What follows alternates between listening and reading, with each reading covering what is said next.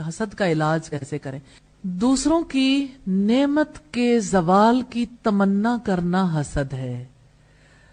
ہر بچہ چاہتا ہے اس سے محبت کی جائے، اس کے سوا کسی سے محبت نہ کی جائے.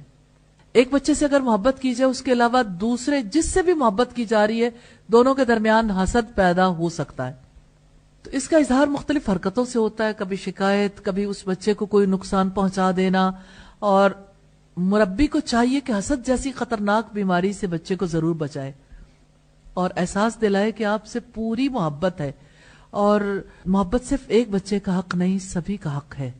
لیکن اس میں عدل ہوگا، اس میں کسی قسم کی کسی کے ساتھ ترجیح کا اصول نہیں ہوگا. اور ترجیح کی جو بنیاد ہے وہ کسی بچے کی بھلائی اور اچھائی ہے، اس کے اندر کی نیکی ہے. سیدنا ابو ہریرہ سے روایت ہے، نبی صلی اللہ علیہ وسلم نے فرمایا حسد سے بچو، اس لیے کہ حسد نیکیوں کو اس طرح کھا جاتا ہے جیسے آگ لکڑی کو کھا جاتی ہے، یا فرمایا خشک گھاس کو کھا جاتی ہے آگ. ابو داؤد کی 4903 نمبر روایت. شیطان انسان کو حسد میں کیسے مبتلا کرتا ہے، بچے کو بھی سکھانے کی ضرورت ہے، بڑے کو بھی. کسی کے بارے میں دل میں برا خیال ڈالتا ہے.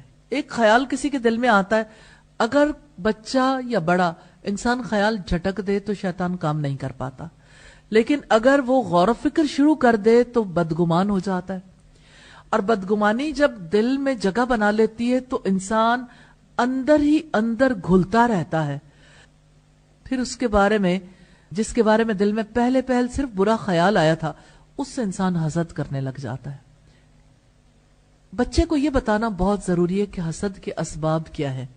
دنیاوی امور میں اللہ کی تقسیم، اللہ کی تقدیر پر راضی نہ ہونا، یہ حسد کا باعث بنتا ہے. ایسا انسان ہمیشہ غم و غصے میں رہتا ہے. اللہ کی تقسیم پر راضی ہونا بہت ضروری ہے. کوئی کہتا ہے کہ اس کے پاس مال و دولت ہے، میرے پاس کیوں نہیں ہے، اور فلاں کا تو یہ مقام ہے، میرا وہ مقام کیوں نہیں ہے. اگر اس طرح وہ سوچے تو دل میں کینہ، بغض اور عداوت پیدا ہوتا ہے.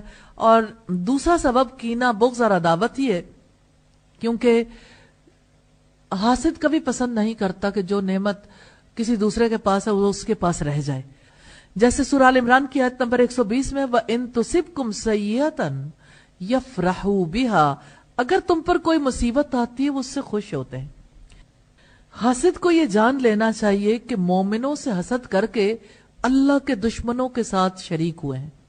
پھر حاسد کو یہ بھی جان لینا چاہیے کہ اس کا حسد مخالف کو تو نقصان نہیں پہنچا سکتا، لیکن اس کے حزن و ملال میں، غم و غصے میں بہت زیادہ اضافہ کر دے گا. تو بچوں کو حسد سے بچانے کے لیے ان کے ساتھ یکساں سلوک کرنا چاہیے. جیسے نعمان بن بشیر کی روایت سے پتہ چلتا ہے کہ بشیر رضی اللہ تعالیٰ عنہ نے اپنے بیٹے کو کوئی چیز ہبہ کی تھی، وہ ایک غلام تھا. تو ان کی والدہ نے کہا عمرہ بنت رواحہ نے کہ جب تک محمد صلی اللہ علیہ وسلم کو اس پر گواہ نہیں کرو گے میں راضی نہیں ہوں گی. کیونکہ انہوں نے باقی بچوں کو نہیں دیا تھا. تو رسول اللہ کے پاس گئے، آپ نے پوچھا اچھا جو تم نے اس بیٹے کو دیا باقیوں کو بھی دیا؟ اس نے کہا نہیں. تو آپ نے فرمایا میں ظلم پر گواہ نہیں بنتا. تو ایسا ظلم نہیں کرنا چاہیے کہ ایک بچے کو تو انسان بہت کچھ دے اور دوسروں کو اس سے محروم کر دے. تو حسد سے جسمانی، نفسیاتی، دماغی امراض پیدا ہوتے ہیں اور اجتماعی خرابیاں پیدا ہوتی ہیں.